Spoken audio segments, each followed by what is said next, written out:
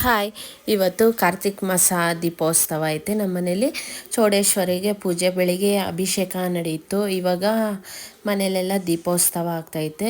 ಇವಾಗ ಮಹಾಮಂಗಳಾರತಿ ಆಗುತ್ತೆ. ಇವತ್ತು 8 ಗಂಟೆಗೆ ಮಹಾಮಂಗಳಾರತಿ. ಕಾಳಮ್ಮನ ದೇವಸ್ಥಾನದಲ್ಲಿ 8:30ಗೆ ಮಹಾಮಂಗಳಾರತಿ. ನಾನು ಈ ಫುಲ್ ವಿಡಿಯೋ ಯೂಟ್ಯೂಬ್ ಚಾನಲಲ್ಲಿ ಅಪ್ಲೋಡ್ ಮಾಡಿರ್ತೀನಿ. ನಾನು ಶಾರ್ಟ್ ವಿಡಿಯೋಯಲ್ಲಿ ನಾನು ಯಾವ ಥರ ನಾವು ಪೂಜೆ ಮಾಡಿದ್ದೀವೋ ಅನ್ನೋದು ನಾನು ಕ್ಲಿಪ್ಪಿಂಗ್ಸ್ ಮಾತ್ರ ನಾನು ಅಪ್ಲೋಡ್ ಮಾಡ್ತಾಯಿದ್ದೀನಿ.